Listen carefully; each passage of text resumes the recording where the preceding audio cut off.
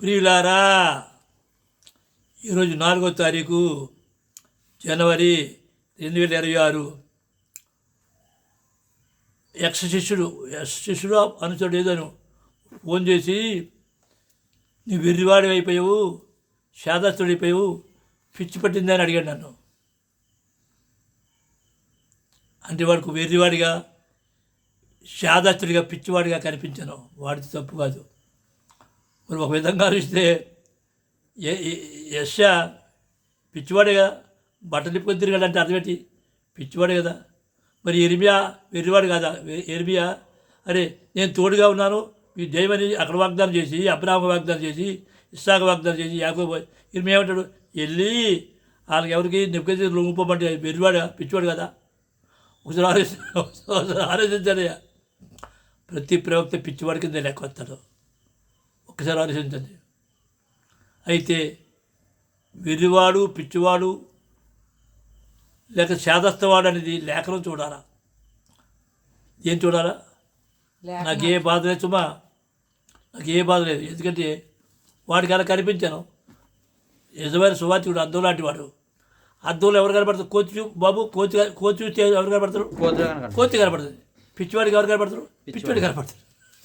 ఏమమ్మా ఎవరు కనపడతారు? అమ్మా పిచ్చివాడికి చూస్తే ఏం చేస్తారు? ఒకప్పుడు నా శిష్యుడు వాడు, కొన్ని అనుసరుడు, డాడీ డాడీ అని 10 సంవత్సరాలు నా దగ్గర ఉన్నాడు. వాడు పేరు నేనే పెట్టాను. వాడు పిచ్చివాడు అన్నాడు, శాదస్తుడు అన్నాడు. నాకు జారి కాదు, బాధ వస్తుంది. ఎందుకంటే అమాయకుడు అయిపోయాడు. నా వాళ్ళు నేను పడిన కష్టంతో వెళ్ళి నా మీద అది చెప్పి ఏదో తిప్పుకుంటాడు. అనుకూలమైన బోధకులు పైన గయ్యాలు కట్టి వాడు వెనకాల తిప్పుకుంటారు. నేను పిచ్చివాడినా ఎరువాడిని లేఖనంలో చూద్దాం. ఓకే, పరమదానికి స్తోత్రం. చూడండి ఒకసారి పిచ్చివాడి గురించి. 2వ రాజులు 7:11 చదవమ్మా.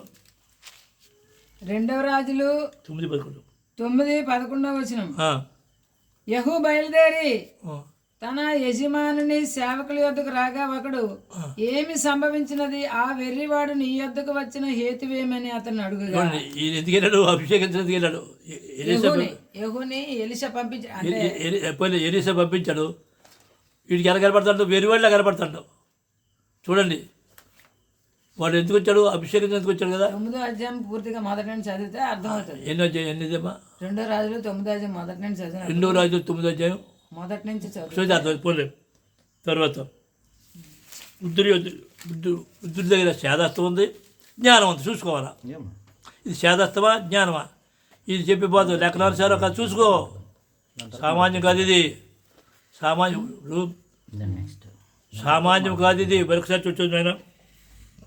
యోబు 12:12 వృద్ధుల యొద్ద జ్ఞానం ఉన్నది. వృద్ధుల యొద్ద జ్ఞానం ఉన్నదని ఆయన చెప్తుంటే శాదస్తం ఉందని వీడికి చెప్తాడు. పిచ్చితనం అది చూడు. జ్ఞానమా శాదస్తమా పిచ్చితనమా వేరుతారు, చూసుకో. దీర్ఘాయువు వలన వివేచన కలుగుతున్నది. 49 సంవత్సరాల నుంచి వెతుకుతున్నాను. ఇండియాతో అనేక రాష్ట్రాలు తిరిగాను. ఇప్పుడు దీర్ఘాయుసు వచ్చింది, జ్ఞానం వివేకం పెరిగింది. ఓహో ఇది తప్పు, ఇది తప్పు, ఇది తప్పు. క్రైస్తవ మతం ఎందుకు తప్పు, ఇస్లాం ఎందుకు తప్పు, రబ్బీ ఎందుకు అంధకారం ఉంది, మరి పరిపూర్ణమైన ఏది యెహూదు, ఇవన్నీ వివేకం ఎందువల్ల? దీర్ఘాయుసు తెలుసుకున్నాను. ఏం గ్రహించాను.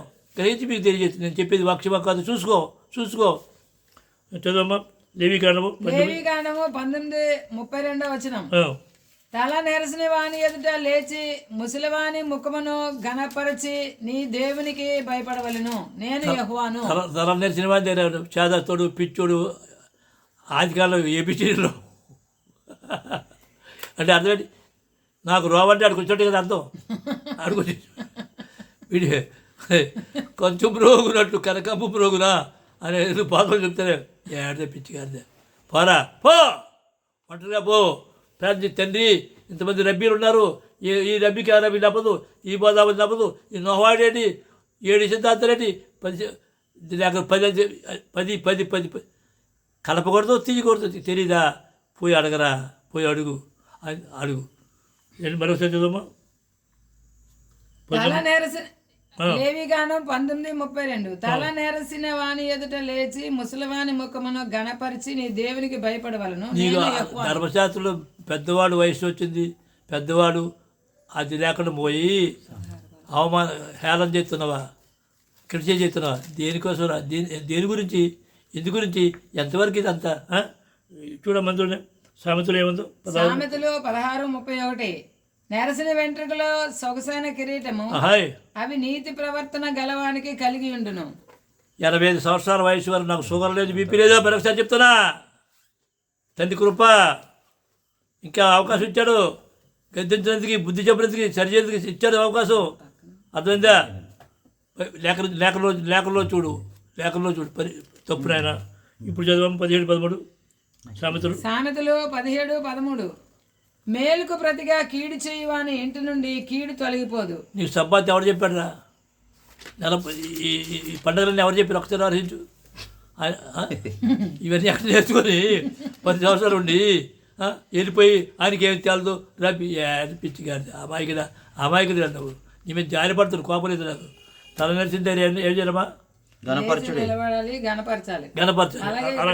ఏం చేశాడు? నెరసిన తల వెంట్రుకలు 16 సామెతలు 16:31. 17-13 17-13 సామెతలు. మేలుకు ప్రతిగా కీడు చేయవాని ఇంటి నుండి కీడు తొలగిపోదు. నీకు ఒకసారి ఆలోచించు. నీకు మేలు చేశాను, కీడు చేశానా? కీడు చేస్తున్నావా?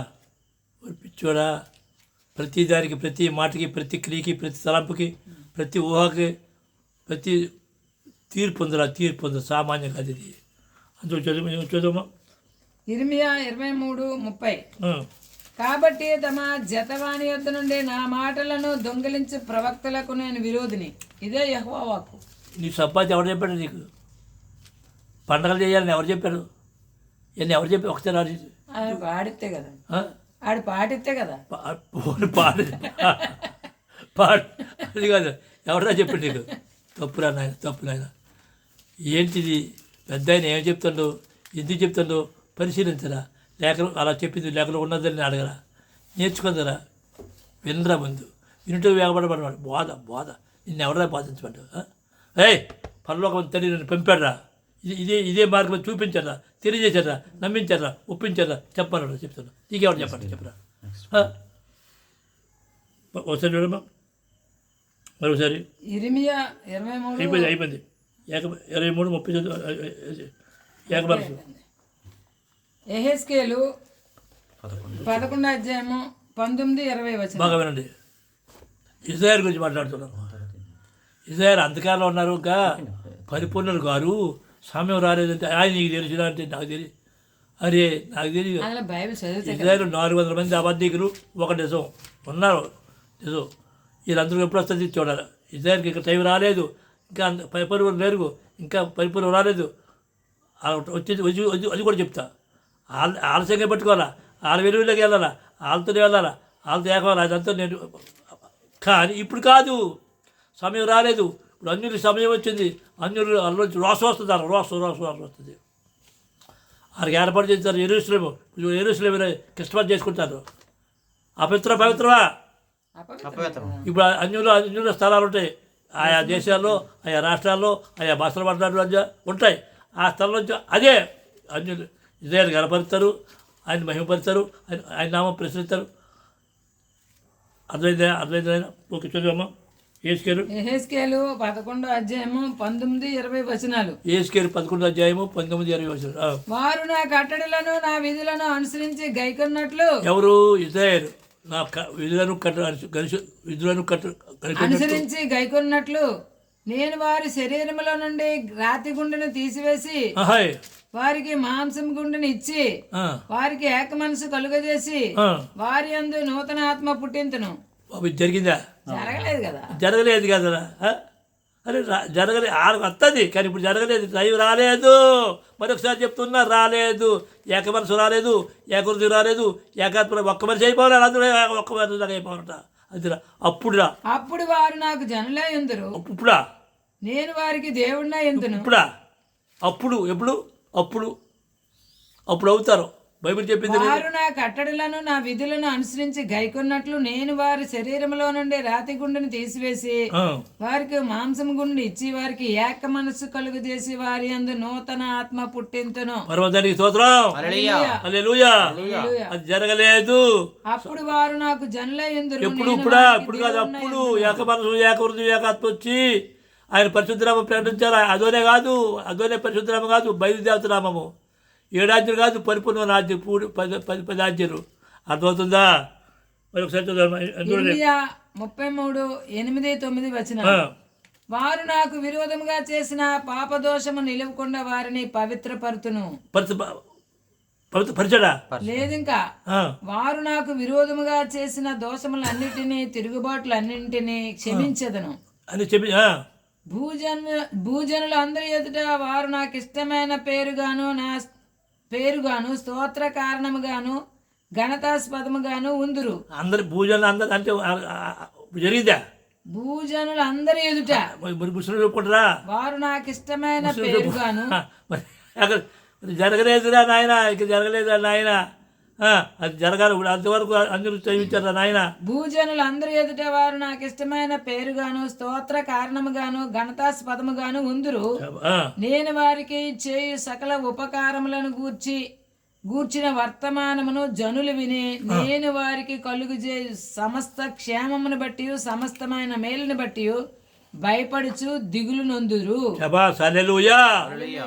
అది జరగలేదు, వస్తుంది.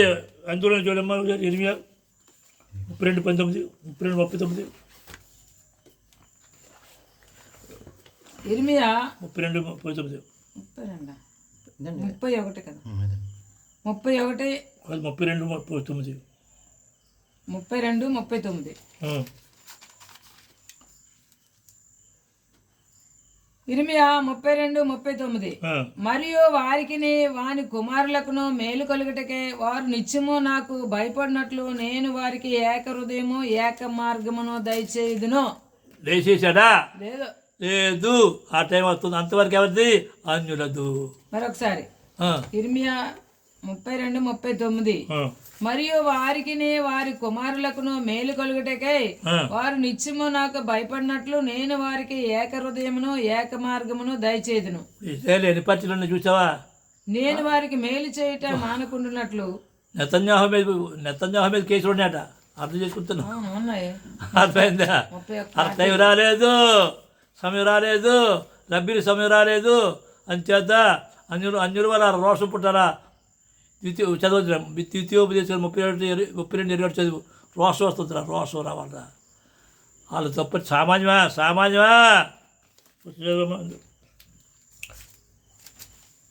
ఇర్మియా 24:7. ఇర్మియా 24:7 వచనం. వారు ఇర్మియా 24:7 వారు పూర్ణ హృదయంతో నా యొద్దకు తిరిగి రాగా వారంతా అందరూ వారు నా జనులు అగునట్లును. అప్పుడు అవుతుంది, ఇప్పుడు అవుతారా? నేను వారి దేవుడిని అగునట్లును. వారు నా జనులు అగునట్లును, నేను వారి దేవుడు అగునట్లును. నేను యెహోవానని నన్ను ఎరుగు హృదయమని వారికి ఇచ్చదును. ఇచ్చారా? ఇవ్వలేదు కదా. కొంతమంది ఉన్నారు, కానీ పూర్తిగా రావాలా, సమయం రావాలా. అర్థమైందా? ఇప్పుడు చదువు.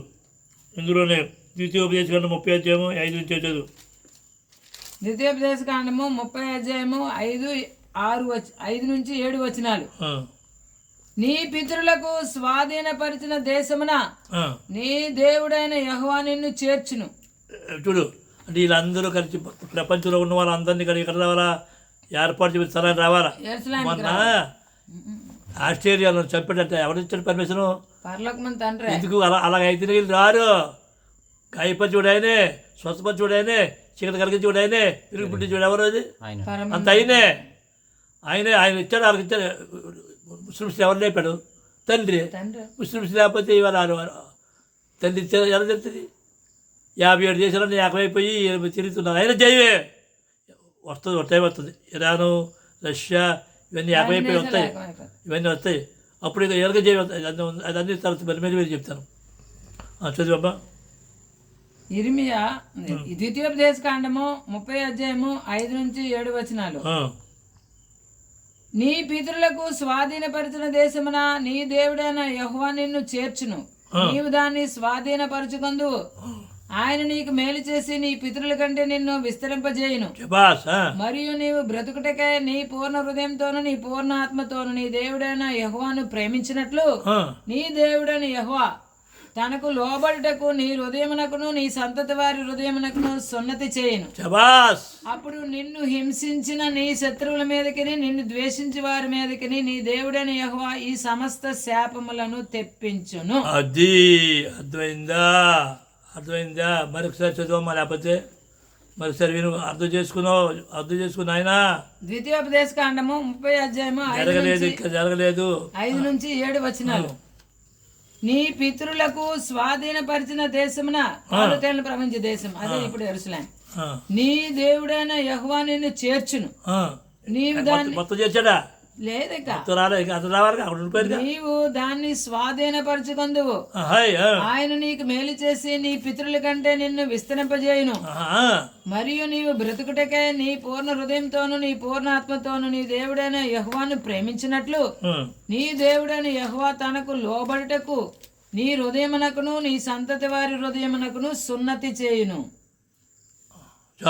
అప్పుడు నిన్ను హింసించిన నీ శత్రువుల మీదకిని నిన్ను ద్వేషించిన వారి మీదకిని నీ దేవుడైన యెహోవా ఆ సమస్త శాపములను తెప్పించును. అర్థమవుతుందా నాయన? ఇప్పుడు చదివావు, ఒకసారి చదువు. ఏక మనసు ఎప్పుడు వస్తుంది? ఏక మనసు కాదు, ఒక వ్యక్తిగా అయిపోవాలి. అందరూ అంటే ఒక వ్యక్తిగా అయిపోతాట. ఇదే అందరూ మీరు చదువమ్మా. ఏక మనసు చదువమ్మా. జెఫన్యా 3వ అధ్యాయము 9 మరియు 13వ వచనం. జెఫన్యాలో 3వ అధ్యాయం 9వ వచనము 13వ వచనం చదవండి. అప్పుడు జనులందరూ యెహోవా నామం బట్టి ఏక మనస్కులై. ఆగు, ఇప్పుడు అదోనే వచ్చింది. అదోనే ఇది కాదు కదా అసలు. దానియేలులోని 9వ అధ్యాయం నీ పేరు పెట్టబడిన ఈ మందిరము ఈ ప్రజలు ఈ పట్టణం అని అంటది. అదోనయ్యా యా యా యారుషాలయం, యా నివసించే సమాధాన పట్టణం. అదోని తప్పు.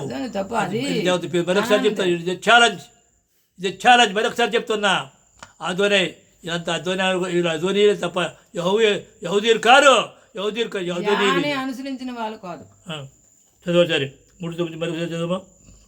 జెఫన్యా 3వ అధ్యాయం 9వ వచనం మరియు 13వ వచనం. అప్పుడు జనులందరూ యెహోవా నామం బట్టి ఏక మనస్కులై ఆయనను సేవించినట్లు నేను వారికి పవిత్రమైన పెదవులను ఇచ్చేదను. అంటే పవిత్రమైన పెదవులు, అపవిత్రమైన పెదవులు. ఇప్పుడు పెదవులేవి అపవిత్రమే కదా. ఇచ్చాడా?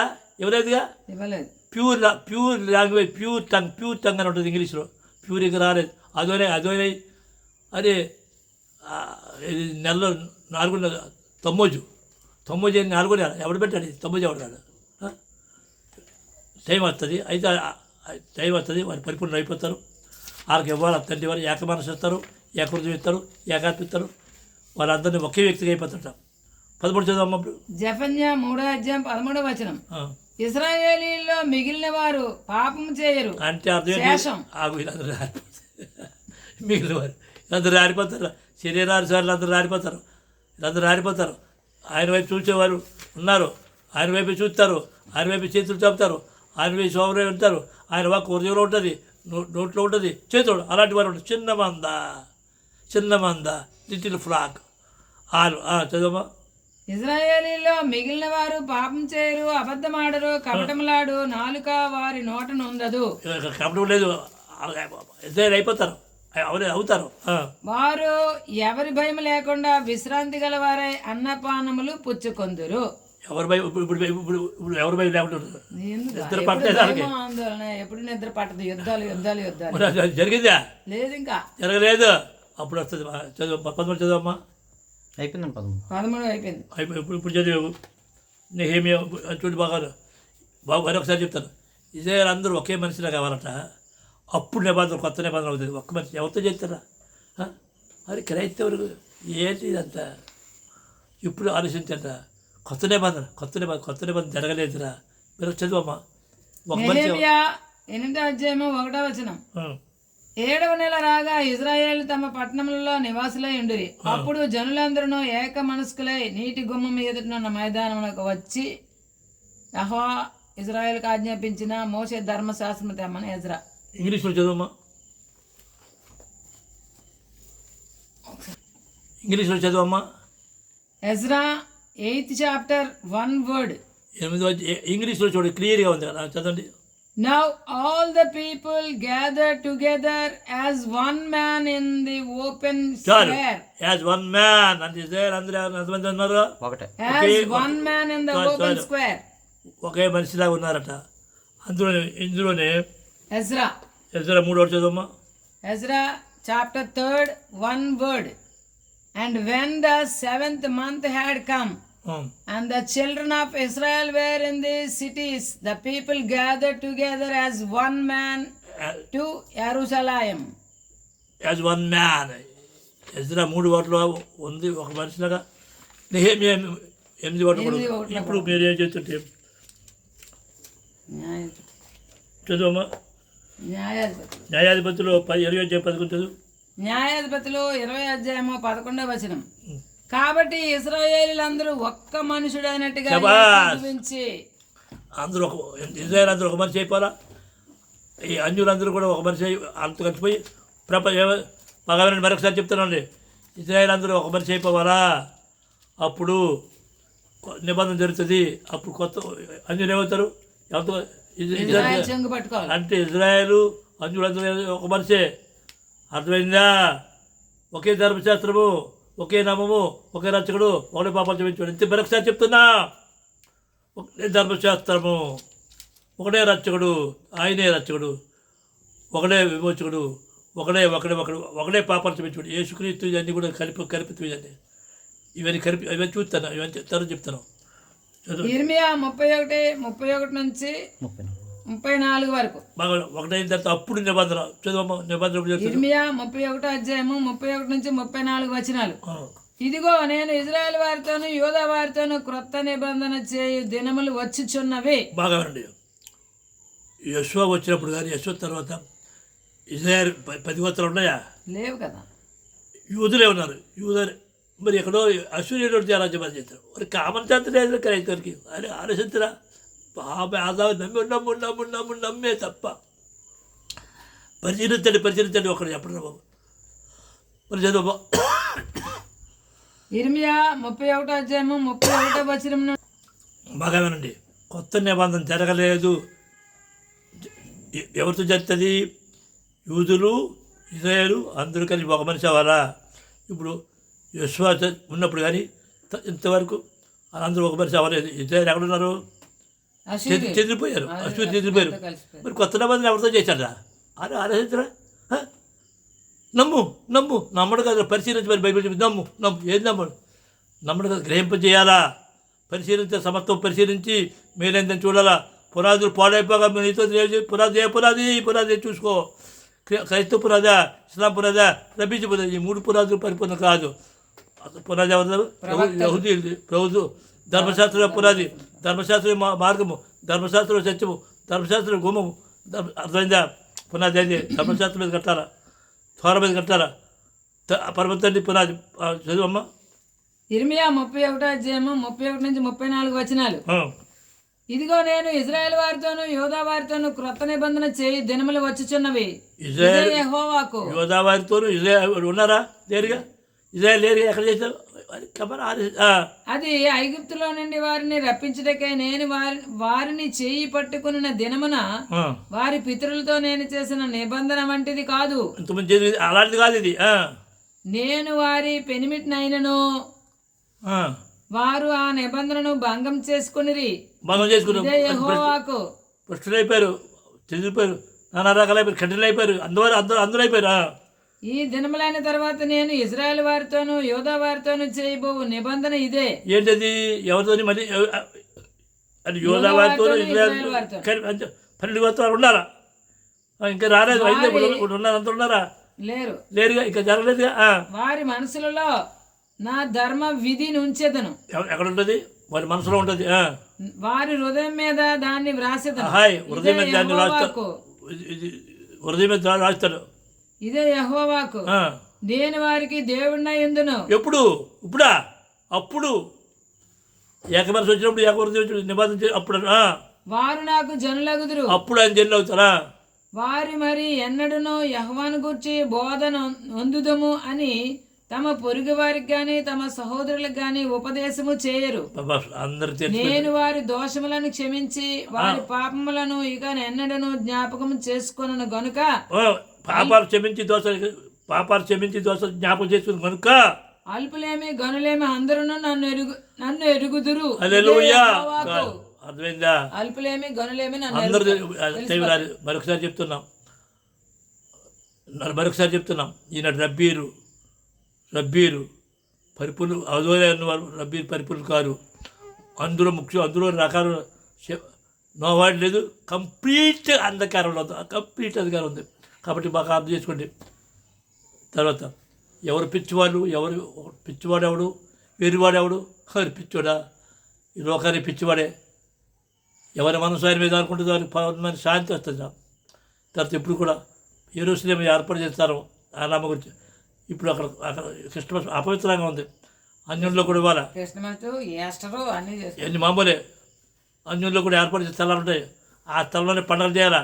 ఆ స్థలంలోనే ఏర్పాటు స్థలం ఎక్కడ పెడతావు? మరి ఒకడైతే సత్తాలు కూడా చేయడది. బస్ స్టాండ్ సత్తాలు కూడా చేస్తాడు. ఎవడు పెడతా? మంచోడు ఎవడురా? మంచోడు ఎవడురా? ఆయన ఒకడే మంచోడు. ఎవడ మంచోడు కాదు కావాల్సింది. పరమధర్మ సర్వోన్నత దేవుడు తండ్రి చేత ఏర్పాటు చేయబడి ఉన్నారు. ఆయన పిలవచ్చు. నిన్ను ఎంబడించేది పిలిచాడా?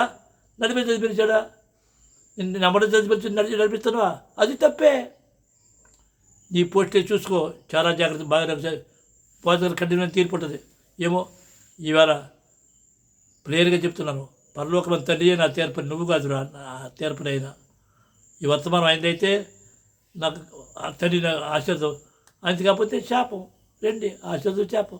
తర్వాత అంత ఏడిపోయి అంటారు వెళ్ళిపోవచ్చు. చెత్తగొట్టి ఎవడెవడమ్మా? ఆయన కొడగొట్టి ఎవడెవడు? వెళ్ళిపోయారు. ఎందుకు వెళ్ళిపోయా? ఒరే పిచ్చుడు వెళ్ళిపోలేదురా.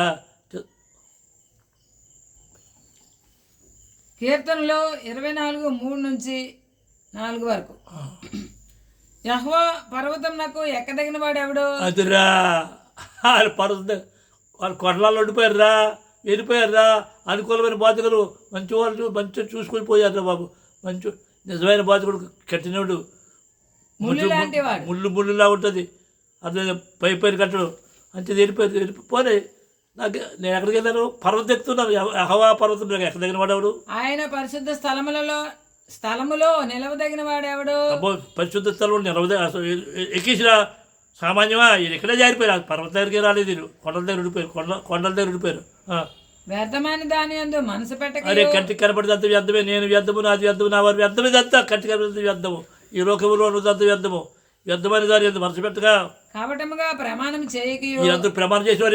ఎంతమంది ప్రమాణం చేసేవారు? ఒకడు నేను ఉడిదే కపట ప్రమాణం ఎగిరిపోయారు. రే దుష్టుడు తరమకుండా పోతాడురా నాయన. తాతయ్య దుష్టుడు తర్వాలా? నీతిమంతుడు సింహం వల్ల గర్జిస్తాడు, దుష్టుడు తరమకుండానే పారిపోతాడు. దుష్టుడు దుష్ట మార్గం అనుసరించి దుష్టుడే. కాబట్టముగా ప్రమాణం చేయకయు నిర్దోషమైన చేతులను శుద్ధమైన హృదయమును కలిగి ఉండేవాడే వాడు యెహోవా వలన ఆశీర్వాదమును అందును. పరమధని స్తోత్రం. హల్లెలూయా. అందుచేత నాకు ఎవడు కీడు చేయలేదు, నాకు ఎవరి కోపం లేదు, ద్వేషం లేదు. పరలోకం తండ్రి నన్ను తండ్రి గారు రూపించండి. నాకు ఈ జ్ఞానం ఇచ్చాడు. ఆయన విన్నాను, తెలుసుకున్నాను, రుచి చూశాను. ఇదే మార్గం నాకు తెలుసు. మరొకసారి చెప్తా. హల్లెలూయా. మూర్ఖులకి సమాధానం చెప్పాలండి. మూర్ఖత్వంతో ఉన్న వాళ్ళకి సమాధానం చెప్పకపోతే మేమే సమాధానం కదా. అదే మూర్ఖులకి సమాధానం చెప్పాలి. ఓకే. పరమధని స్తోత్రం. ఈవేళ professor Ephraim PROF Ephraim EPHRAYM messages MESSAGES messages professor Ephraim messages కొట్టండి వస్తుంది. తర్వాత ఏది మాట్లాడినా లేఖనంలో మాట్లాడి డౌట్ ఉంటే అడగండి. ప్రతి కామెంట్స్. ఓకే. నెంబర్ చెప్తారు 9247866811. షలోమ్.